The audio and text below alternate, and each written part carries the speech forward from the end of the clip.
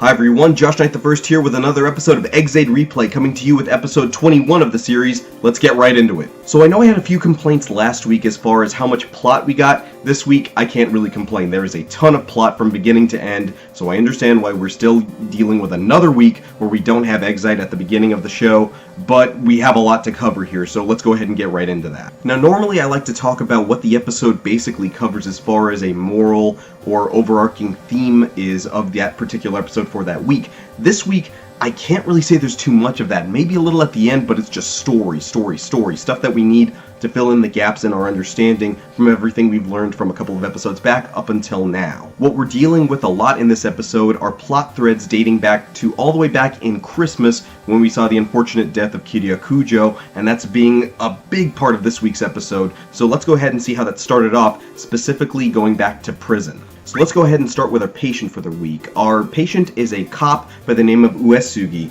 He is somebody who has a very steeped interest into this Bugster virus, specifically stating that he had a son who disappeared in 0 Day a couple of years ago. So he wants to see why this is that happened. The investigation apparently was handed off to his higher-ups, but he wants to investigate for himself because he needs to know the truth. Now, for those of you who've been watching Kamen Rider for at least a few years now, you might recognize Mr. Uesugi here as somebody you might recognize, like, I think I've seen that guy before. Chances are you have. He's played by veteran actor Taro Suwa. He's been in Kamen Rider several years since Agito up till now. Some of the more notable roles he's had were in Kamen Rider Den-O as the Piano Man. He's the father of Lily Shirogane in Double, and you've just kind of seen him around here and there. He's at least got one role each year just about. And of course here he's playing a cop, so it's nice to see him back in the world of Kamen Rider. But yes, we do see at the beginning of the episode he is investigating these mysterious disappearances because apparently the public doesn't know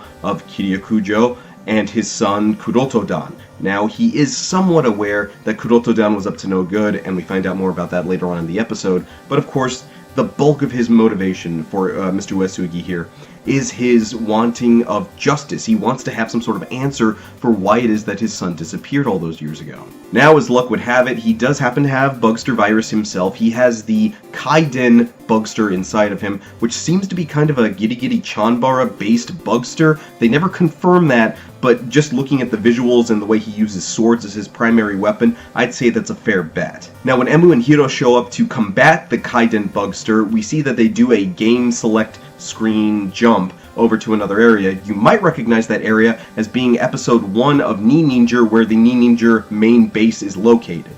And if there's something I definitely have to say about this episode, it was very fight-heavy. We had a lot of fights going back and forth between all of the different factions that we have here, between the CR Kamen Riders, between Genmu, between this new Bugster, and it's just all over the place. I think this episode kind of takes the cake for how many finishers we see, because there was at least 2 finishers at the beginning with Hiro and Emu ganging up on the Kaiden Bugster, but then we get others later on throughout the show. I think for this point, since we're almost to the halfway point, they're still trying to sell those toys. Hey kids, you like this gasha? You want this belt? You better go buy it. Now, thankfully, something I was complaining about last episode that they seem to finally be addressing is that everybody seems to not want to be satisfied with not knowing enough about the Dan family, as it were. They want to find out why it is that Kuroto is doing what he's doing, and why it is that everybody seems to be asking his dad, Masamune, what exactly is it that he knows. So, in that sense, or rather to that end, Asuna and Emu decide to go ahead and visit Masamune-dan there in prison, where they ask him, what was it that you knew that you told Kiryu Kujo that got him killed? Now, something I think is worth noting about that visit is the fact that when they tell him your son killed somebody, he's not surprised in the slightest. He knows what kind of a messed up son he has, but he decides to tell them, you know what, here's some information you didn't already know.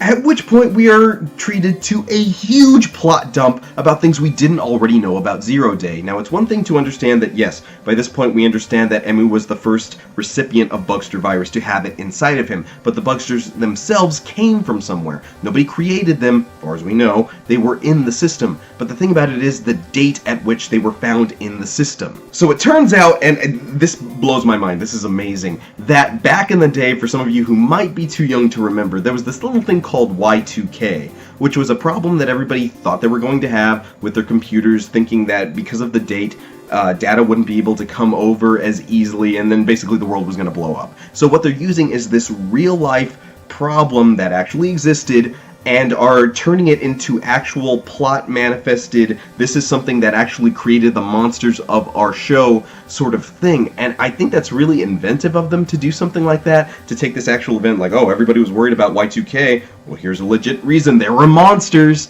I think that's very creative of them to do that, and then implement that in a way that kind of makes sense with the world they've already shown us. So long story short, what we end up finding out is that Y2K gave birth to the Bugsters. Kuroto-dan as a kid found it, reported it to his dad, so his dad was aware of the Bugster virus, but then he used, specifically Kuroto-dan, used the Bugsters to incite Zero Day, had his dad blamed for it, and then removed from the company, and that's how he became president of the Genmu Corporation. Boom. That's a lot of info to take in, and they give it to you in such short order. So let's go ahead and break that down there. So we see very quickly, in very short order, Kuroto-dan has been a psychopath for some time now. He's also a sociopath. He's only worried about himself, he's only worried about his discovery there in the Bugsters, and he had no problem getting his dad arrested for it.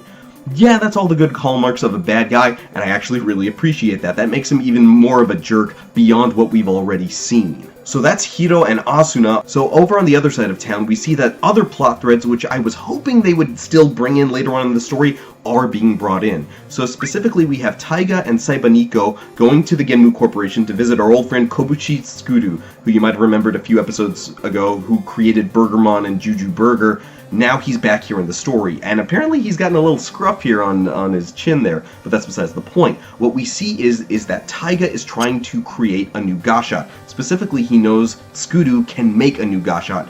For what purpose? Specifically for dealing with zombies. See, at this point, we see that Taiga has had it up to here with the antics of Kuroto-dan as Genmu with that zombie gamer form. So he's trying to find some sort of a anti-zombie weapon in this Gashot that he's asking him to create, which is incredibly smart. It's about time somebody decided to do something about that. And once this all boils together, we have all of the characters at the end of the episode just fighting it out. We have Snipe versus Paradox, we have Genmu versus Exade, and we have Brave versus the Kaiden Bugster. Now, Snipe versus Paradox, let's go ahead and talk about that for a second. So, Paradox, again, is playing the background here in this episode, but we still see his motivation being fairly solid across the board. He wants to have a good game. So he's already fought Emu, he's already fought Hiro, now he wants to fight Taiga, now that he's gotten this level 50 power.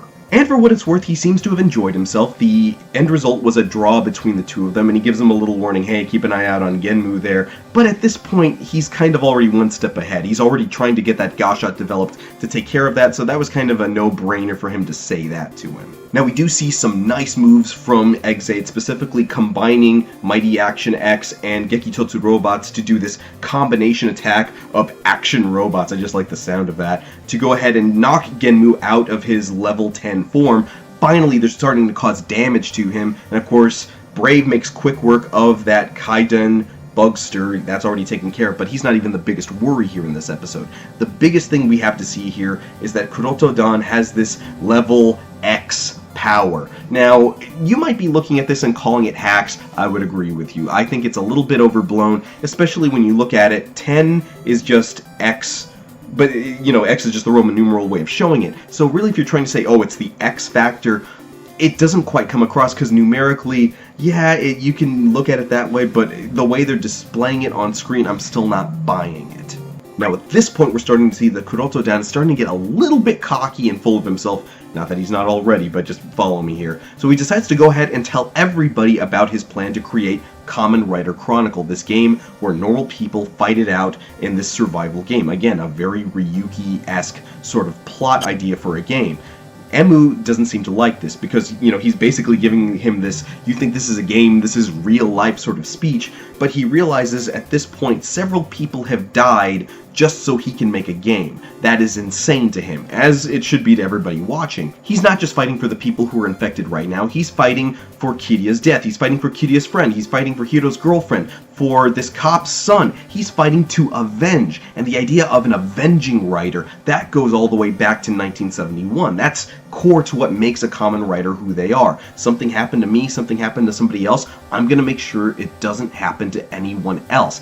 That is what makes a Kamen Rider. Now, yes, we do see that Kuroto-dan did end up getting away, but something's happening to him, which we're going to see more of in the next episode, where it appears that he might have caught game disease. But at the same time, something else is going to happen because we clearly see a charred version of a gamer driver, specifically Emu's gamer driver, there in the episode. So who knows what's going to happen. So yeah, that was a big episode. Now, admittedly, yes, I know I'm sounding like a broken record at this point, but I really wish we had that opening at the beginning of the episode. That way everything didn't feel so heavy. Yes, we had a few small moments of laughter here or there with Saiba Nico, or there at the very end with the little trip by Uesugi and Emu.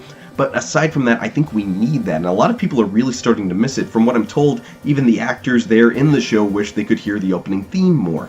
So, just saying, Toei. But yes, this was a lot of information to take in. I want to hear what you guys thought about this episode. So let's go down the line here. With Skuru, do you think he's going to make this Gashat specifically for Taiga, or will it end up in Emu's hands like I theorized? What about Masamune? Do you think he'll be involved more in the story, and could he potentially become one of the writers we've heard about later on in the story? And then what do you think about the idea of Y2K being brought into the story as a reason for the Bugsters existing? You guys tell me in the comments below. And of course, during the week, you can always talk to me over on Twitter. I'm at Josh Knight First. This has been episode 21 of Exade Replay for episode 21 of the series Chase the Mystery. I'm Josh Knight the First. I'll see you guys again next week.